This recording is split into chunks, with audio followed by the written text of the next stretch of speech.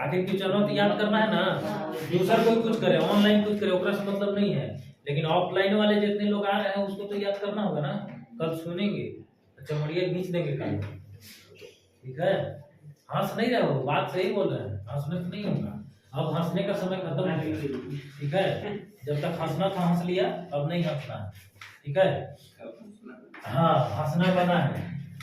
चलिए आ गया, आ गए सारे लोग।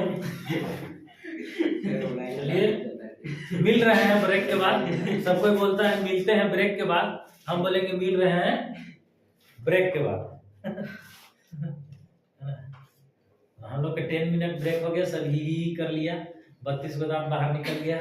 चलो देखो सच सच बताओ तो किसके किसके पास 32 गोदाम है? बलवान 32 गोदाम है तुम्हारा? नहीं है तुम्हारा? नहीं है ना, तब 32 गोदाम निकाल कर आया। चलिए देखिए, कल संसाधन चैप्टर हम लोग क्या किए थे बाबू? अध्ययन किए थे, ठीक है। संसाधन और विकास है ना था कि विकास और संसाधन? अच्छा जो भी था संसाधन एवं विकास। तो ये हम लोग कल पढ़े थे, इसके बारे में जाने थे कि संसाधन कितना प्रकार के होता है, संसाधन कहते किसको है, संसाधन का उपयोग कैसे करना है ना। किस तरह से संसाधन को हम लोग सदुपयोग करेंगे कि भविष्य में चलते रहेगा, है ना। हमारे पास पेट भरने के लिए तो है, लेकिन पेटी भरने के लिए नहीं है। ये चीज हम लोग सारा पढ़ लिए थे, लेकिन आजकल के दृष्टिकोण से, आजकल को देखते हुए तो हमें लगता है कि पेटिए भरे के काम ज्यादा लोग करता है ना।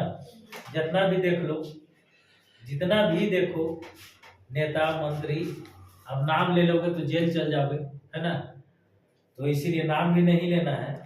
तो आज ने कल आए दिन ये पता चलते रहता है कि फलाना के पास इतना करोड़ रुपया पकड़ाया, किसी के पास इतना करोड़ रुपया पकड़ाया, है ना।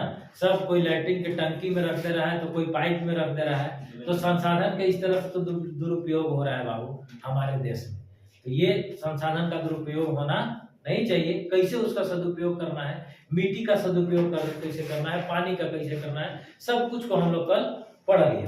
आज कुछ इंपॉर्टेंट क्वेश्चन पढ़ेंगे इस चैप्टर से रिलेटेड, इससे बाहर नहीं आने वाला है। जितना क्वेश्चन हम लोग कर लेंगे, एक दिन में नहीं होगा, 2 दिन में करेंगे। कुल चैप्टर मान 40 दिन का है ना जी, 40 दिन में अगर हम लोग 40 चैप्टर पढ़ सकते हैं, अगर एक दिन में पढ़ेंगे। चलो एक दिन नहीं, 2 दिन में एक चैप्टर पढ़ेंगे, तो 2 दिन में एक चैप्टर पढ़ेंगे तो 20 चैप्टर, उतना ज्यादा है? 20 चैप्टर से तो ज्यादा नहीं है एसएसटी में। चलिए हम लोग शुरू करते हैं बिना बकवास के, बिना देरी के। चलिए तो ऑनलाइन बच्चों यहाँ पर तो स्क्रीन में आ ही रहा होगा।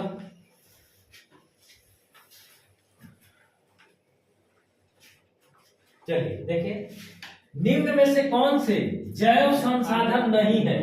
देख लीजिए क्वेश्चन कैसे पूछता है बाबू कि निम्न में से कौन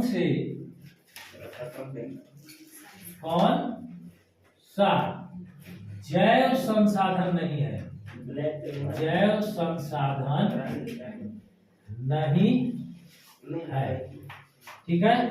ऑप्शन देने का काम कर दे रहे हैं, कोई दिक्कत नहीं है। ऑप्शन में तो कोई भी चीज आ सकता है, जैसे पहला दिया हुआ है मनुष्य, दूसरा है मेरे पास पशु, तीसरा है वनस्पति, और चौथा है चट्टाने। बड़ी गाना चल रहा है, ठीक है, दिख रहा है ऑनलाइन में साफ साफ दिख रहा है ना? कमेंट कीजिए, थोड़ा बहुत दिख रहा है तो, जो लाइव से जुड़े हुए हैं। तो यानी कि बाबू ध्यान देना है, क्वेश्चन किस तरह से पूछता है, निम्न में से कौन सा जैव संसाधन नहीं है। अब नहीं पर ध्यान बच्चा लोग नहीं देगा, और शुरू में देखेगा मनुष्य, मार दिए उसको, आगे का लिखल है उससे कोई मतलब नहीं है। कौन जैव संसाधन है, अब नहीं पढ़वे नहीं करेगा, है ना। तो क्वेश्चन को ध्यान से पढ़ना और इसके बाद उत्तर देना, नहीं तो जानते हुए क्वेश्चन भी गलत करके आते हैं और बाद में अफसोसा जाता है ना, कि अरे क्वेश्चन हम जान रहे थे, हो बड़ा छोड़ दिए, गलती कर दिए, है कि नहीं। तो वो काम नहीं करना है, बाद में अफसोस से कुछ फायदा नहीं होगा। तब पछताए क्या हो जब चिड़िया चुग गई, है ना। जब खेत चुगिए गया तब पछतावे से क्या होगा, है ना। लेकिन आजकल चिड़िया चुग गई खेत नहीं, चिड़िया तो सब मार दिया 4G 5G 6G रेडिएशन, है ना। अब होता है तब पछताए क्या हो जब नील गाय चर गई खेत, है कि नहीं। अभी नील गाय ज्यादा चर रहा है खेत को, कितना के गेहूं कितना का सब कुछ खा गया। अब बंदर लोग का आतंक, है ना, सब खपड़ा भी उलट दे रहा है देहात में। हाँ, अब सीम का तो फूल समेत पतइयो खा जाएगा। हाँ, चलिए देखिए 4-5 साल बाद वो नहीं रहेगा। तो इसमें बाबू निम्न में से कौन सा जैव संसाधन नहीं है, हम लोग पढ़ लिए थे कि जैव संसाधन उसको कहते हैं जिसमें जीव की अंश हो, जीव का मात्रा हो। तो इसमें देखो तो मनुष्य क्या मरल प्राणी है जी, पशु मरल प्राणी है, ये सब जैव संसाधन है, जबकि चट्टाने अजैव संसाधन है। कोई दिक्कत? तो यहाँ पे कह रहे कि कौन जैव संसाधन नहीं है। बात समझ में आ गया। चलिए नंबर 2 में हम लोग चलते हैं। इनमें कौन नवीकरणीय योग संसाधन है, इनमें कौन नवीकरणीय योग संसाधन है, नवीकरणीय योग, नवीकरण योग्य संसाधन है। इनमें नवीकरणीय योग संसाधन कौन है, अभी तू लोग कमेंट करेगा और यहाँ पे बच्चा तो देखिए जवाब। ए नंबर में चट्टान, बी नंबर में है खनिज, सी नंबर में हमारा है बाबू सौर ऊर्जा, सौर ऊर्जा, और डी नंबर में है इनमें से कोई नहीं, इनमें से कोई नहीं। बताया जाए जल्दी से कि इनमें कौन नवीकरणीय योग संसाधन है। नवीकरणीय योग संसाधन किसको कहते हैं बाबू, ऐसा संसाधन जिसे बार बार उपयोग किया जा सकता हो, उसे हम लोग नवीकरणीय योग संसाधन कहते हैं। सौर ऊर्जा ये कभी खत्म होने वाला संसाधन नहीं है, जब तक धरती आकाश रहेगा तब तक हमारे पास सौर ऊर्जा का उपलब्ध भंडार है ना, और इसको पुनः पुनः यूज कर सकते हैं। तीसरा नंबर, ये केवल इंपोर्टेंट क्वेश्चन है, ठीक है। क्वेश्चन तो बहुत सारा बन सकता है, लेकिन हम लोग शॉर्ट में जो आने लायक है उसको हम लोग अभी पढ़ना है। काली मृदा को किस नाम से जाना जाता है, किस नाम से जाना जाता है, प्रश्नवाचक चीज। काली मृदा को किस और नाम से जाना जाता है, क्या काली मृदा को जलोढ़ मृदा कहा जाता है, बी क्या काली मृदा को खादर बोलते हैं, क्या काली मृदा को रेगर मिट्टी बोलते हैं, या डी बांगर मिट्टी बोलते हैं। तो काली मृदा को बाबू जलोढ़ मृदा हम लोग जानते हैं कि जब कोई नदी बाढ़ आता है तो अपने साथ ऊपर का मिट्टी काट के ले आता है ना, और उसको एक नदी में पसार देता है या ऊपर आ जाता है, उस मिट्टी को हम लोग जलोढ़ मिट्टी कहते हैं। लेकिन जलोढ़वे की 2 प्रकार है, पुरानका रहेगा ओकरा बांगर और नयका रहेगा उसको खादर। माने इन साल जो जलोढ़ मिट्टी आया है उसको खादर कहेंगे, इसमें ह्यूमस की ज्यादा मात्रा रहता है, और इसमें जो है कंकरीला पथरीला रहता है, थोड़ा ह्यूमस का कम मात्रा रहता है। तो इसको पुराना जलोढ़ मिट्टी को बांगर, नया जलोढ़ मिट्टी को खादर, और जलोढ़ मृदा तो जानिए रहे नदी के द्वारा लाया गया निक्षेपण तो जलोढ़ मिट्टी कहते हैं। लेकिन रेगुर जो है कहीं कहीं कभी कभी रेगुर भी लिखा हुआ रहेगा, रेगड़ भी लिखा हुआ रहेगा, तो जो भी है इसको हम लोग काली मृदा का दूसरा नाम है, ठीक है। रेगड़। और काली मृदा में कौन सा का खेती होता है बाबू, कपास की खेती बहुत ज्यादा मात्रा में होता है, ठीक है।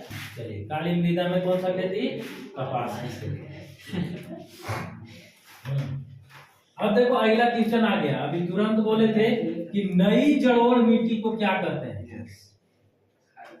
नई जलोढ़ मृदा को क्या कहते हैं, नई जलोढ़ मृदा को क्या कहा जाता है। तो नई जलोढ़ मृदा को क्या कहते हैं बाबू, एक शब्द में उत्तर लिख दें, ऑप्शन देने का इसमें जरूरी नहीं है। यही ऑप्शन अगर जैसे सेम रहेगा तो इसमें हम लोग क्या मारेंगे, खादर। है ना। तो नई जलोढ़ मृदा को हम लोग क्या कहते हैं, खादर कहते हैं। वाह, याद होते जा रहा है। चलिए, किस मिट्टी में लौह धातु की अधिकता होती है? बहुत अच्छा क्वेश्चन है, पूछा भी है ये।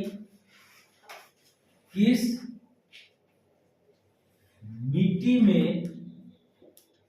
मिट्टी में लौह धातु, लौह धातु समझते हो बाबू? लोहा यानी कि Fe ज्यादा मात्रा में पाया जाएगा। लौह धातु की अधिकता होती है, अधिकता होती है। किस मिट्टी में लौह धातु की अधिकता होती है?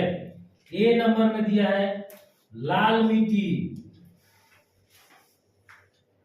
लाल मिट्टी। बी नंबर में है हमारा काली मिट्टी, काली मिट्टी टट्टा संयुक्त दी गई का। सी नंबर में हमारा आ जाएगा क्या है बाबू, लेटेराइट मिट्टी, लेटेराइट मिट्टी। और चौथा नंबर में है पीली मिट्टी,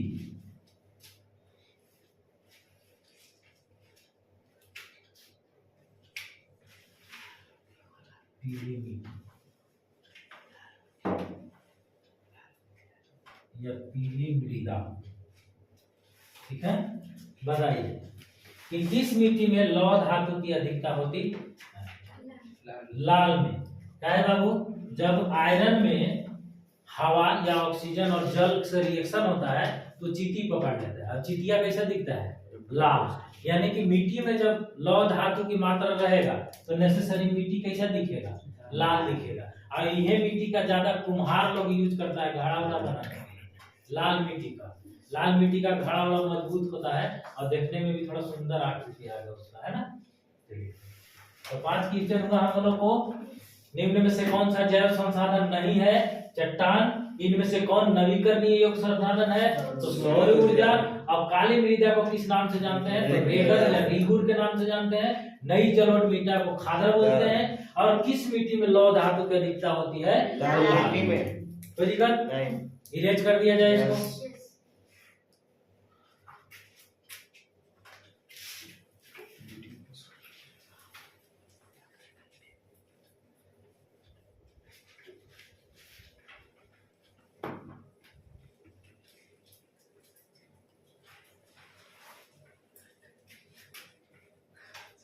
ऑनलाइन के बच्चे लोग भी लिखिए कॉपी में, अच्छा रहेगा लिखने के बाद।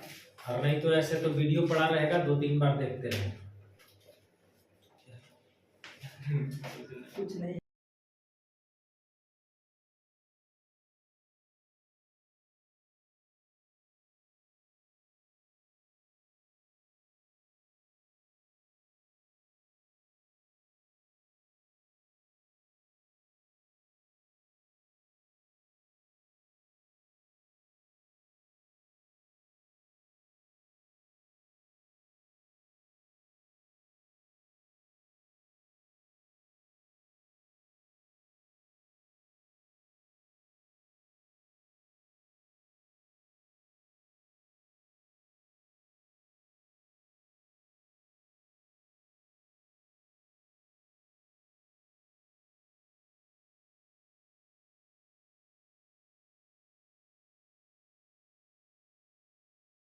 आगे 6 नंबर, लौह किस प्रकार का संसाधन है?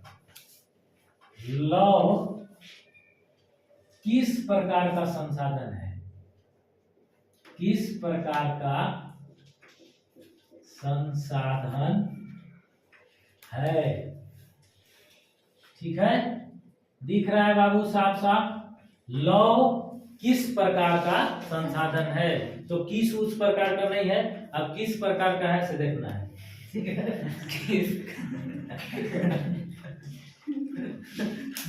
How are you laughing, बच्चा? आ जाओ। थैंक्स सर ये व्हाट आर यू डूइंग? बैठिए चुपचाप। यानी कि लौ किस प्रकार का संसाधन है? ऑप्शन है बाबू नवीकरणीय योग, आंसर लिख दिए, सॉरी, नवीकरण योग। बी नंबर अनवीकरण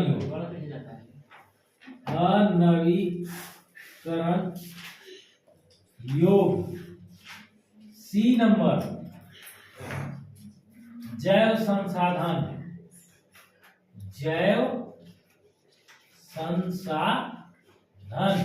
और डी नंबर जो है हमारा वो क्या है बाबू? प्रवाह। चलिए आप लोग जानते हैं तो कमेंट करते जाइए। लास्ट में हम लोग एक इसको टिक करेंगे। ऑफलाइन वाले बच्चे लिखते जाइए, लास्ट में टिक करेंगे, उसमें आंसर टिक करेंगे। चलिए दूसरा नंबर आगे, क्वेश्चन नंबर 7, बांगर और खादर किस प्रकार की मिट्टी है? बांगर और खादर किस प्रकार की मिट्टी है? बांगर और खादर किस प्रकार की मिट्टी है? बांगर और खादर किस प्रकार की मिट्टी है? बांगर और खादर किस प्रकार की मिट्टी है? तो इसका ऑप्शन देखिए, हम लोग जानते हैं बाबू, आप लोग तो विद्यार्थी जी लोग सब जानते होंगे, जलोढ़ मिट्टी।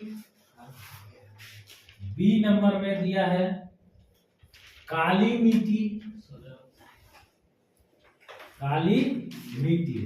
सी नंबर में हमारा है बाबू लाल पीली मिट्टी,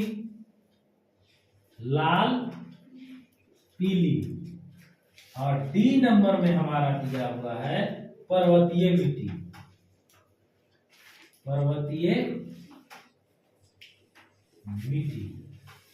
8 नंबर, 8वां नंबर क्वेश्चन, किस प्रकार की मृदा में कंकड़ की मात्रा अधिक होती है? किस प्रकार की मृदा में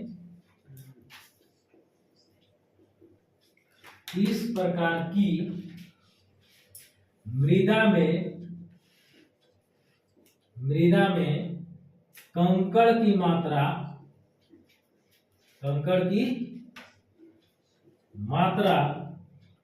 होती है?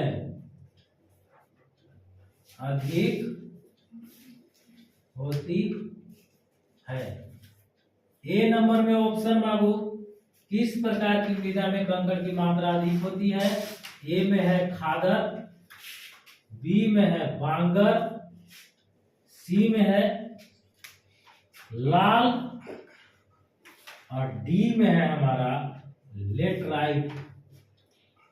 इसको लेटेराइट भी बोलते हैं, लेटेराइट भी कहीं लिखा हुआ मिल जाएगा आपको, ठीक है, लेटेराइट। 9 नंबर क्वेश्चन है हमारा, भारत के कुल क्षेत्रफल के कितने प्रतिशत क्षेत्र पर पठारी भाग है? कल पढ़ाया गया था, कल बताया गया था कि कितना प्रतिशत पर शुद्ध बोया गया क्षेत्र है, कितना प्रतिशत पर पठारी भाग है, कितना प्रतिशत पर पर्वतीय है ना, कितना प्रतिशत पर वन हो गया है, ये बताया गया था।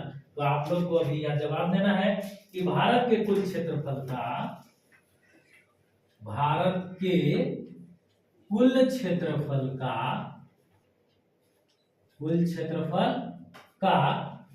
कितने प्रतिशत क्षेत्र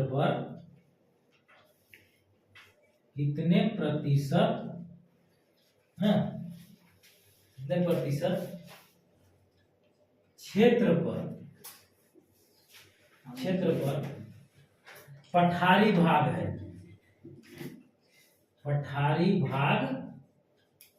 है? ऑप्शन, भारत के कुल क्षेत्रफल का कितने प्रतिशत भाग पर पठारी भाग है? ठीक है, ऑनलाइन बच्चे ध्यान दीजिएगा। कितना बाबू? 43%। बी नंबर 27%, सी नंबर 30%, और डी नंबर है जो हमारा वो है 40%। बताया जाए एक और क्वेश्चन इधर और लिख देते हैं हम लोग, क्वेश्चन नंबर 10। क्वेश्चन नंबर 10 में देखिए, समाप्त्या के आधार पर संसाधन कितने प्रकार के हैं, बताइए। समाप्त्या, ठीक, वेरी गुड। उंगली उठा के बता रहा है, विक्ट्री का निशान है ना। समाप्त्या के आधार पर संसाधन कितने प्रकार के हैं, संसाधन कितने प्रकार के हैं। A number 3, B number 2, C number 6 और डी नंबर 4। 11 नंबर क्वेश्चन हमारे पास, प्रथम अंतरराष्ट्रीय पृथ्वी सम्मेलन का आयोजन किस वर्ष किया गया था, जो कि रियो डी जेनेरियो में किया गया था, ब्राजील के कोई शहर में, है ना जी, ब्राजील के शहर में ना था, रियो डी जेनेरियो शहर में प्रथम पृथ्वी सम्मेलन किया गया था। लेकिन कब किया गया था ये आप लोग को बताना है, जो कि अभी हम लिखते हैं कि प्रथम प्रथम अंतरराष्ट्रीय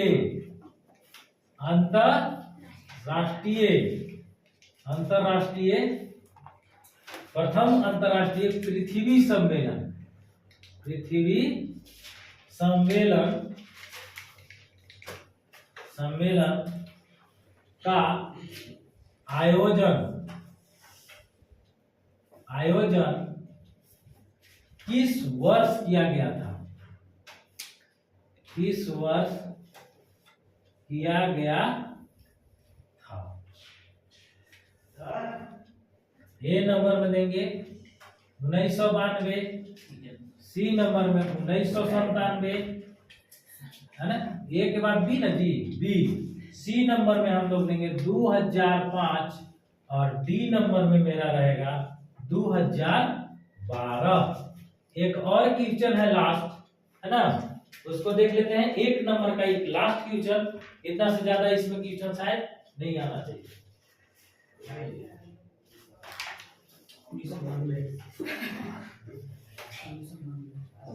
हमरा पता बा, हमें सबसे पहले 1942 बनाया था मेरा। अरे नहीं सब बात बोल रही है, ये होगा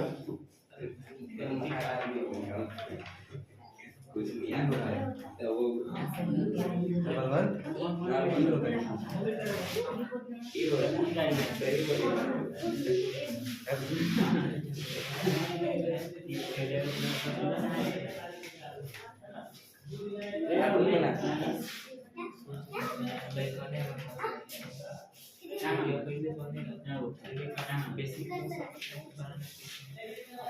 वायरल होगा मजा, कार्टून वीडियो। हाँ, चलिए बाबू देखिए, जिस भूमि पर खेती की जाती है उसे क्या कहते हैं। जिस भूमि पर खेती की जाती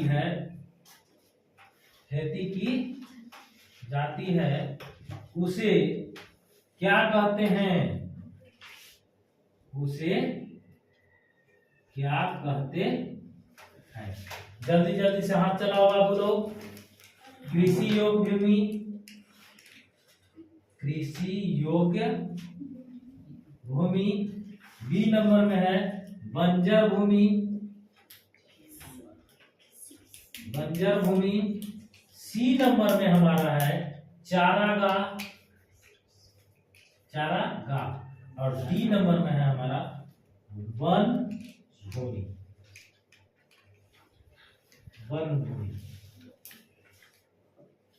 ठीक है,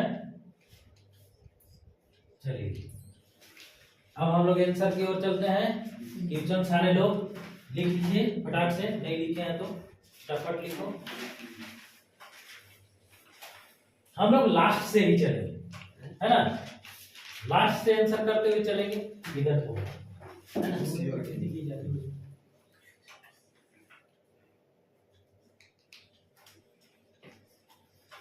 ऑनलाइन में वॉइस क्लियर है? जो ऑनलाइन के बच्चे हैं कमेंट करके बताइए वॉइस क्लियर है कि नहीं है, दिख रहा है कि नहीं दिख रहा है। थोड़ा और साफ साफ लिखा जाए, थोड़ा अक्षर है बाबू, है ना? इतना अच्छा लिखते हैं कि बस रे बस कहना नहीं।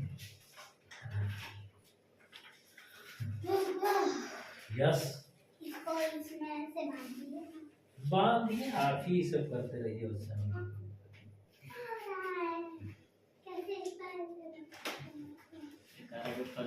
ठीक है बाबू, चलिए अब हम लोग हो गया, सारे लोग लिखिए। डोंट बातचीत है ना, कौन सी है बाबू? भारत है, इंग्लिश है ना। डोंट टॉक ईच अदर, एक दूसरे से बात नहीं करना। अब डोंट बातचीत कर दी तो दांत निकाला है। जिस भूमि पर खेती की जाती है उसे क्या कहते हैं? कृषि योग भूमि। कृषि योग भूमि। जिस भूमि पर खेती की जाती है उसे कृषि योग भूमि कहते हैं बाबू। जिस भूमि पर कृषि किया जाएगा, खेती बाड़ी किया जाएगा, उसको कृषि योग भूमि कहेंगे। प्रथम अंतरराष्ट्रीय पृथ्वी सम्मेलन 1992 में, हमारा डेट ऑफ बर्थ याद रख लेना तू लोग, 1992 4/3/1992 हमारा डेट ऑफ बर्थ है, और वही साल अंतरराष्ट्रीय पृथ्वी सम्मेलन किया गया था। तो हमको तो ऐसे ही याद रहता है क्योंकि हमारा जन्म तिथि है। चलिए, समाप्तता के आधार पर संसाधन कितने प्रकार का होता है? तो समाप्तता के आधार पर 2 प्रकार का होता है। कौन कौन होता है? नवीकरणीय और अनवीकरणीय। चलिए, भारत के कुल क्षेत्रफल का कितने प्रतिशत क्षेत्र पर 27 खेती की जाती है? पठारी भाग है, तो 27% क्षेत्र पर पठारी भाग है, यानी कि 27 भाग पर। जैसे हम लोग झारखंड के निवासी हैं, झारखंड एक पठारी क्षेत्र में आता है, तो 27% भाग जो है वो पठारी भाग है भारत के कुल क्षेत्रफल का। ठीक है। किस प्रकार की मृदा में कंकड़ की अधिक मात्रा पाई जाती है? तो किस प्रकार की? अभी तुरंत बोले थे बाबू, बांगर। खादर मुलायम और ज्यादा हिमस वाला, कंकड़ीली पथरीली बांगर वाला रहता है। इससे पहले हम लोग कर लीजिए। बांगर और खादर किस प्रकार का है? जलोढ़ मिट्टी है ना। ये नदी के द्वारा लाया हुआ निक्षेपण से बनता है जलोढ़ मिट्टी। तो ये जो जलोढ़ मिट्टी है वो बांगर और खादर 2 भाग में तोड़ दिया जाता है। पुराना वाला को बांगर और नया वाला को खादर। इसमें कंकड़ पत्थर रहता है, ये मुलायम रहता है, इसमें सिल्ट, चूना पत्थर, ये सब बहुत ज्यादा मात्रा में नाइट्रोजन वगैरह इसमें पाया जाता है। बहुत बढ़िया खेती होता है। इसीलिए बिहार में देखता होगा जब बाढ़ चढ़ जाता है ना तो पूरा एकदम गेहूं वगैरह पूरा पैदा होता है बहुत ज्यादा, है ना। तो ये चीज है। लौह किस प्रकार का संसाधन है बाबू? तो लौह अनवीकरणीय योग्य संसाधन है। लोहा को हम लोग फिर से यूज करने के बाद नहीं बना सकते, ठीक है। तो अनवीकरणीय योग्य संसाधन है लौह। कोई दिक्कत? एक बार शॉर्ट में देखो, तुरंत याद करो। लौह किस प्रकार का संसाधन है? अनवीकरणीय। बांगर खादर किस प्रकार की मिट्टी है? जलोढ़ मिट्टी है। किस प्रकार की मृदा में कंकड़ की अधिक मात्रा पाई जाती है? बांगर में पाई जाती है। भारत के कुल क्षेत्रफल का कितना प्रतिशत पठारी भाग है? 27%। समाप्तता के आधार पर संसाधन कितने प्रकार के होते हैं? 2 प्रकार के। प्रथम अंतरराष्ट्रीय पृथ्वी सम्मेलन किस वर्ष हुई थी? 1992 में। कहाँ हुई थी? रियो डी जेनेरियो में। कौन देश में हुआ था? ब्राजील में हुआ था। जिस भूमि पर खेती की जाती है उसको कृषि योग भूमि कहते हैं। और बाद बाकी आप लोग को इतना बता दिया गया है कि वो तो आपको आना ही आना है, ठीक है। चलिए अब हम लोग थोड़ा अति लघु उत्तरीय प्रश्न की ओर चलते हैं। जितना ज्यादा हो जाए, 1 2 2 10 को, है ना, फिर हम लोग कल आगे मिटा दें। चलिए, जिसको स्क्रीनशॉट लेना होगा इतना टाइम में तो ले लिया होगा।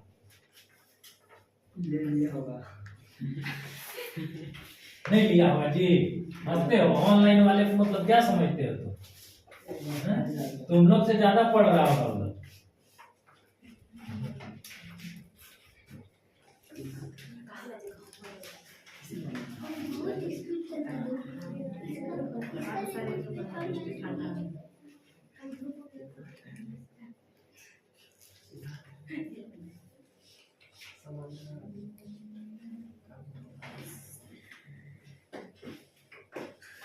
ये भी मिटा देते हैं, संसाधन और विकास, थोड़ा स्पेस ज्यादा मिलेगा क्या?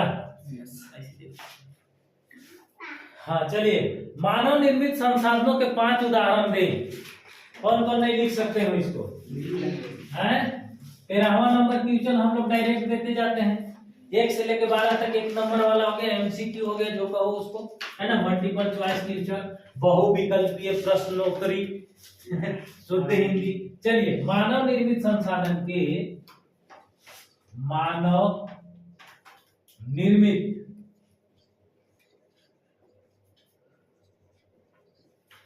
संसाधन के 5 उदाहरण दें। 5 उदाहरण दें। उदाहरण दो बाबू मानव निर्मित संसाधन का। पहला नंबर में हम लोग लिखेंगे मशीन। आजकल सबके पास हेवी मशीन रहता है, रोटावेटर, ट्रैक्टर, है ना। चलिए, मकान, बांध, ये सब मानव निर्मित संसाधन है। परिवहन लिखेंगे बाबू, ओकरा में सब आ जाएगा। तू बचवन वाला ऐसे मत लिखो, तू चकिया, मोटरसाइकिल, रिक्शा, कार, बस, परिवहन, छोटा बच्चा है तू सड़क परिवहन के नाम हो गया, ठीक है। बच्चा है तो बच्चा जैसा लिखेंगे, बड़ा हो तो बड़ा जैसा लिखोगे ना। 5 गो मानव निर्मित संसाधन के नाम लिखना है। कै गो हो गया? 4 गो हो गया। उद्योग लिख दो, कल कारखाना लिख सकते हो, है ना। चलिए, उद्योग, है ना। तो ये 5 जो है मानव निर्मित संसाधन का उदाहरण हो गया। चलिए आगे 14 नंबर, जलोढ़ मृदा किसे कहा जाता है? अभी तुरंत बोले थे नदियों द्वारा लाई गई मृदा को जलोढ़ मृदा कहते हैं, या नदियों द्वारा किए गए निक्षेपण को जलोढ़ मृदा कहा जाता है। तो हम लोग लिख सकते हैं कि जलोढ़ मृदा किसे कहा जाता है? किसे कहा जाता है? उत्तर लिखेंगे बाबू, जल्दी से लिखेंगे कि नदियों द्वारा, बाबू बात नहीं, नदियों द्वारा लाई गई मृदा जलोढ़ मृदा कहा जाता है। नदियों द्वारा लाई गई मृदा को जलोढ़ मृदा कहते हैं। मृदा कहते हैं।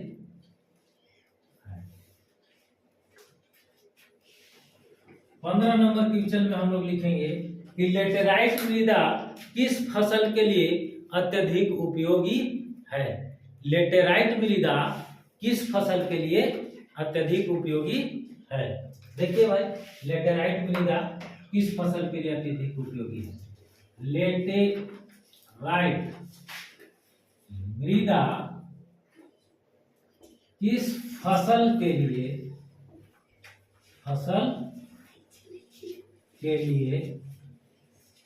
किस फसल के लिए अधिक उपयोगी है या अधिक उपयुक्त है?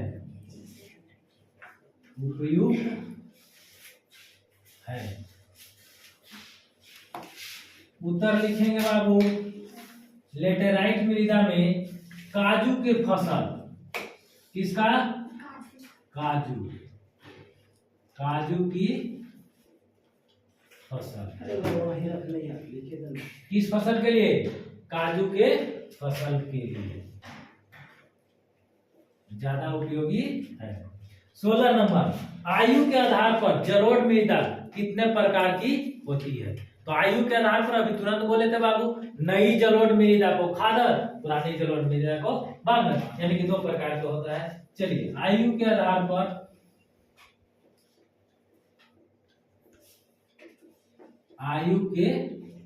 आधार पर जलोढ़ मृदा कितने प्रकार की है? जलोढ़ मृदा कितने प्रकार की है? उत्तर लिख देंगे इसका, 2 प्रकार की, है ना, खादर और बांगर।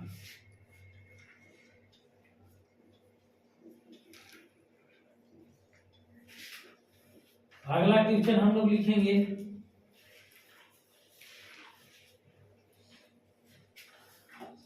कपास की खेती के लिए, कपास की खेती के लिए कौन सा मिट्टी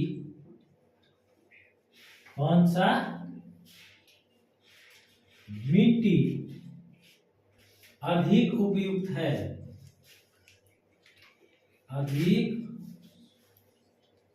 उपयुक्त है, उत्तर में क्या आएगा बाबू? काली मिट्टी, काली मिट्टी। राष्ट्रीय वन नीति 1992 के द्वारा निर्धारित कितने प्रतिशत भौगोलिक क्षेत्र पर वन होना आवश्यक है? माने कितना प्रतिशत भाग पर वन पाया जाना चाहिए, है ना? वन माने का जंगल, है ना? चलिए हम लोग आगे लिखते हैं क्वेश्चन नंबर 18, 19 जो भी है कि राष्ट्रीय वन नीति, राष्ट्रीय वन नीति 1992 के द्वारा निर्धारित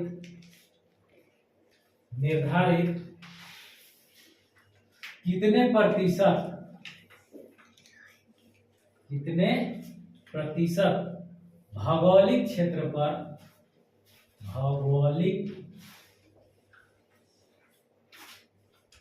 पर वन होना आवश्यक है, वन होना आवश्यक है। उत्तर लिख लेंगे हम लोग आंसर 33%। ठीक है, चलिए जल्दी से देखिए।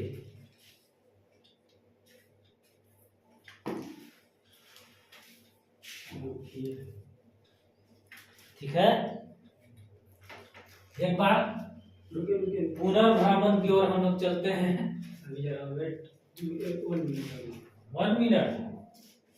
1 मिनट यानी कि 60 सेकेंड, 60 सेकेंड यानी कि 3600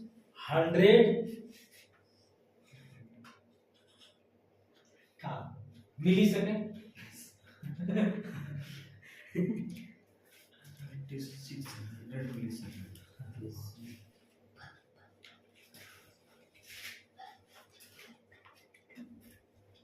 क्या बाबू? मानव निर्मित संसाधन के 5 उदाहरण, कोई भी 5 उदाहरण मानव निर्मित आप दे सकते हैं, कोई जरूरी नहीं कि यहाँ लिखा हुआ है वही देंगे। मशीन लिखेंगे, मकान, बांध, परिवहन, उद्योग, है ना?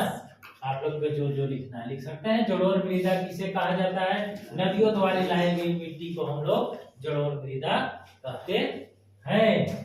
आगे है लेटराइट मृदा किस फसल के लिए उपयोगी है? काजू खाने में बहुत अच्छा लगता है ना? है काली लेकिन उत्पादन करता है उजली। काजू कैसा रहता है जी? उजला नहीं रहता है, देखे में करिया है लेकिन उजला उजला चीज उत्पादन करता है। ठीक है। आयु के आधार पर मृदा कितने प्रकार की होती है? तो 2 प्रकार की होती है, खादर और बांगर। बुढ़ा जाएगा बांगर, जवान रहेगा खादर। अब जवान और बूढ़ा माटी थोड़ी ना है, लेकिन नया और पुराना कहने का मतलब याद रखने के लिए। ठीक है। कपास की खेती के लिए उपयुक्त मिट्टी काली मिट्टी, है ना। चलिए आगे बढ़ते हैं हम लोग। राष्ट्रीय वन नीति 1952 के 52 के अनुसार, 92 नहीं 52, ठीक है, 1952 के द्वारा निर्धारित कितने प्रतिशत भौगोलिक क्षेत्र पर वन होना आवश्यक है?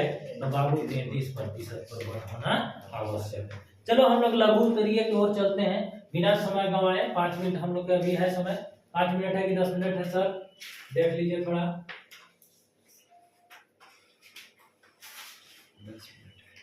10 मिनट है।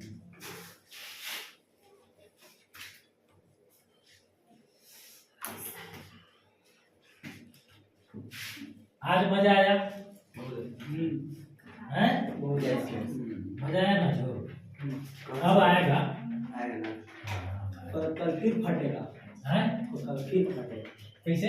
याद करें में तो कल जो है बाबू ऑफ रहेगा ना, सब तो याद कर रहे हैं। ऑफलाइन ट्यूशन कल बंद रहेगा ना।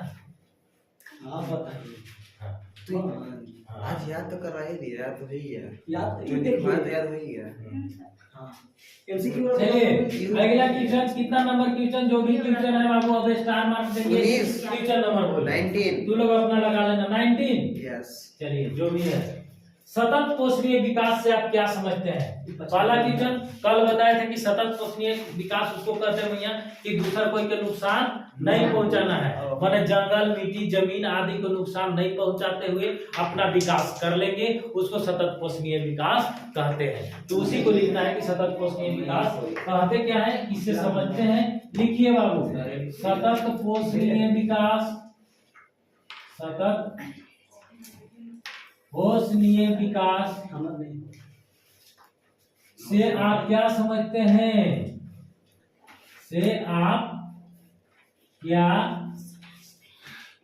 समझते हैं? सतत पोषणीय विकास से क्या समझते हैं?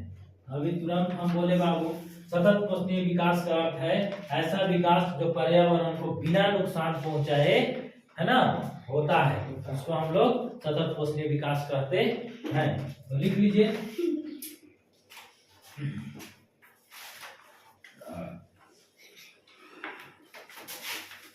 ऐसा विकास जो पर्यावरण को बिना नुकसान पहुंचाए, बिना नुकसान पहुंचाए, है ना, और ध्यान देना है, वर्तमान विकास की प्रक्रिया, वर्तमान विकास की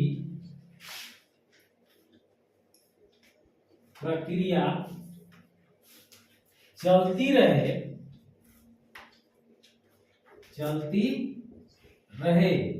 और भविष्य की पीढ़ी के लिए, और भविष्य की पीढ़ी मतलब का आने वाला जनरेशन, है ना, हम इनके बाल बच्चा का यूज करेगा जी, के लिए भी संसाधन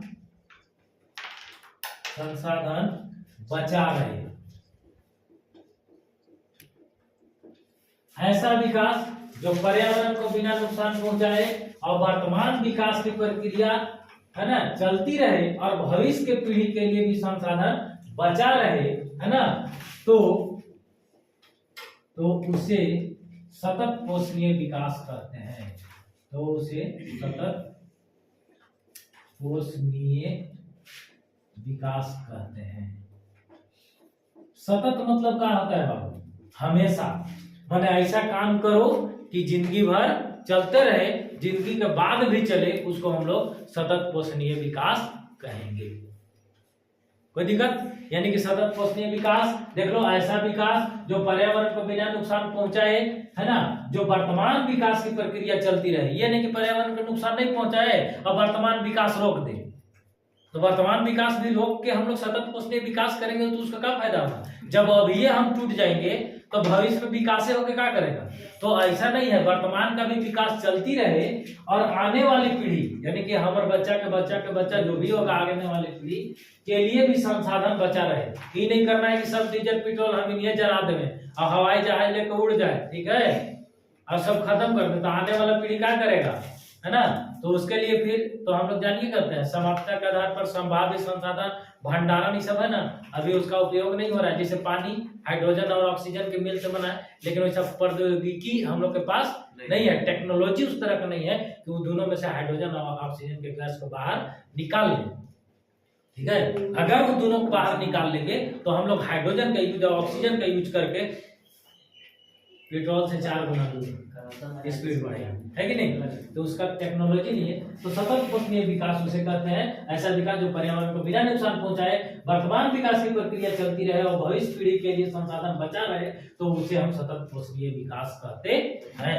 कोई दिक्कत नहीं। चलिए आगे लिखिए। 5 मिनट और समय है बाबू। करवा दीजिए सर, कीजिए ना तो आप चलिए जरा हल्का लेटे हो तो क्या दिखा सकता है, एकदम समय एकदम निर्धारित क्या करना है, गलत कर रहा है, अगर हल्का लेटे हो जाए। चलिए देखिए,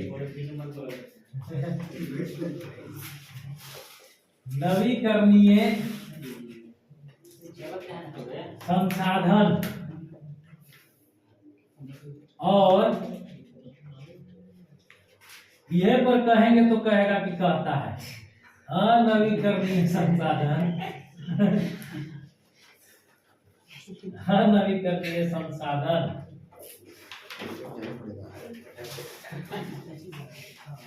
में अंतर स्पष्ट करो, अंतर स्पष्ट करें। ठीक है,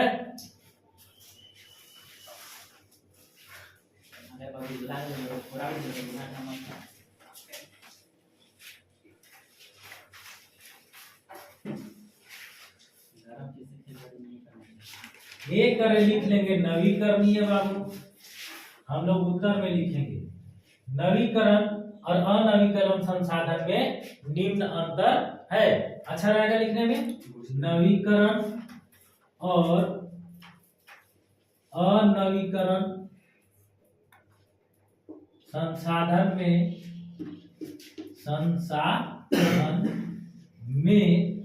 निम्न अंतर है, निम्न अंतर।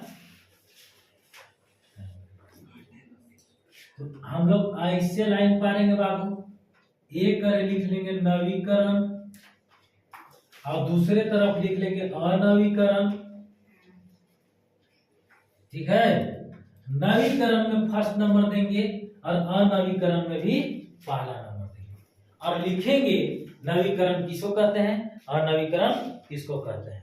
यानी कि इस संसाधन का उपयोग बार बार किया जा सकता है, जबकि इस संसाधन का उपयोग एक बार करने के बाद फिर उपयोग नहीं किया जा सकता है। तो लिखिए, वही चीज को लिखेंगे कि इस संसाधन का, इस संसाधन का, है ना, प्रयोग बार बार किया जा सकता है, किया जा सकता है। जबकि दूसरा नंबर में इस संसाधन का उपयोग बार बार नहीं किया जा सकता है, इस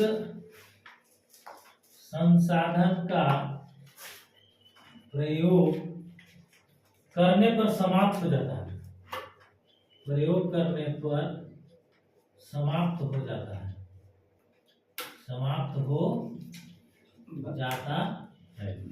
चलो दूसरा नंबर आपको ऑफलाइन के लिए संपर्क कर सकते हैं पलामू मेडिकल कॉलेज, पोखराहा खुर्द, डाल्टनगंज। अभी 9 बजे से 1 बजे तक ऑफलाइन भी क्लास चल रहा है, तो जिन बच्चों को ऑफलाइन क्लास करना होगा वो संपर्क कर सकते हैं। यहाँ मोबाइल नंबर 9572159194, 9572159194। ठीक है, त्रिशूल एजुकेशन पॉइंट। आइए, ऑफलाइन में भी आप लोग का स्वागत है। यहाँ मार धाड़ एक्शन से भरपूर फिल्म चलेगा ऑफलाइन में, तो सोच समझ के थोड़ा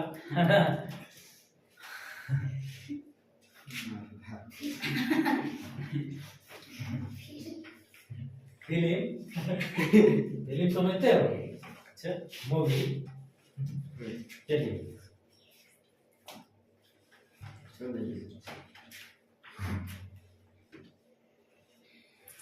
इस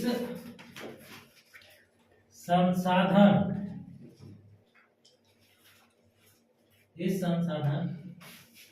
का प्रकृति द्वारा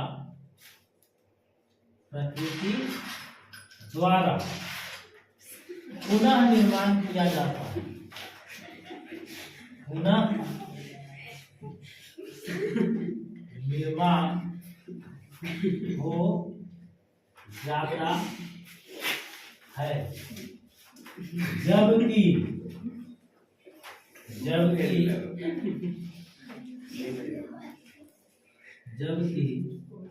इस संसाधन का पुनर्निर्माण नहीं हो पाता है, पुनर्निर्माण नहीं हो पाता है ना। प्राकृतिक द्वारा भी होगा बाबू तो हजारों करोड़ों वर्ष लग जाएगा। मान के चलो कि हम लोग कोयला का उपयोग कर ले रहे हैं, तो कोयला 1 साल या 2 साल में बनने वाला चीज नहीं है। हवा तो भाई आज है फिर कल हवा आएगा, सूर्य का प्रकाश है आज है फिर कल आएगा, उसको जितना यूज करना है कर लो। लेकिन कोयला, पेट्रोल, ये सब लौ अयस्क की सब एक बार यूज कर लेंगे तो उसको फिर बनने में करोड़ों साल लगेगा। मतलब प्राकृतिक भी उसको पुनः निर्माण करने में बहुत समय लगाएगी या नहीं भी हो सकता है, ठीक है। क्योंकि वैसा घटना घटेगी तब ना, बहुत पहले हजारों करोड़ों साल पहले बहुत पेड़ पौधे या और सब नीचे मिट्टी के अंदर दब गया, वही ना आज कोयला का रूप में मिल रहा है। तो फिर वैसा आएगा तब ना, ज्वालामुखी आएगा, भूकंप आएगा तब ना नीचे दबेगा, तो बन भी सकता है और नहीं बन सकता है। तो यही कह रहा है कि संसाधन का प्रकृति द्वारा पुनर्निर्माण हो जाता है, लेकिन जबकि संसाधन का पुनर्निर्माण नहीं हो पाता है ना, या बहुत ज्यादा समय लगेगा। एग्जाम्पल आप लोग लिख सकते हैं, तीसरा में इधर लिखते रहे बाबू, इधर नवीकरणीय योग था हम लोग का और इधर अनवीकरणीय योग, ये तीसरा नंबर, इधर भी तीसरा नंबर है। उदाहरण, पेड़ पौधे, जल, पवन ऊर्जा है ना, सौर ऊर्जा आदि। जबकि इसका उदाहरण क्या है बाबू? खनिज संसाधन, खनिज संसाधन है ना, लौह अयस्क,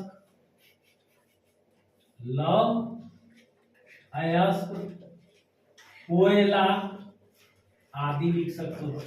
अब आदि माने वो आदि नहीं है ना, इसमें पौधे अच्छा मैंने पौधे लिखा गया था नहीं, चलिए ठीक है, चलता है उतना।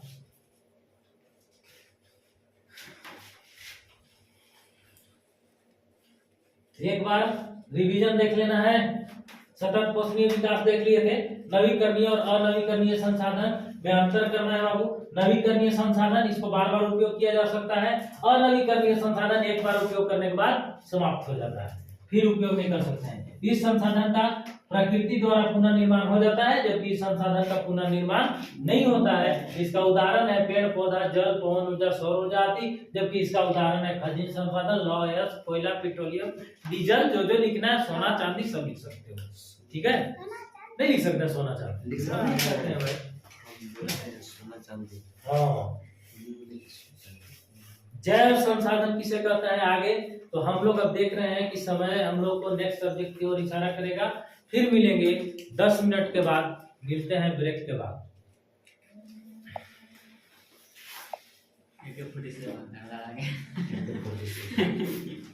हाँ ये तो है ना, चलो बुलाइए नहीं रहा था, एकदम लग रहा था कि हम साला घूम बाहर कहानी खत्म।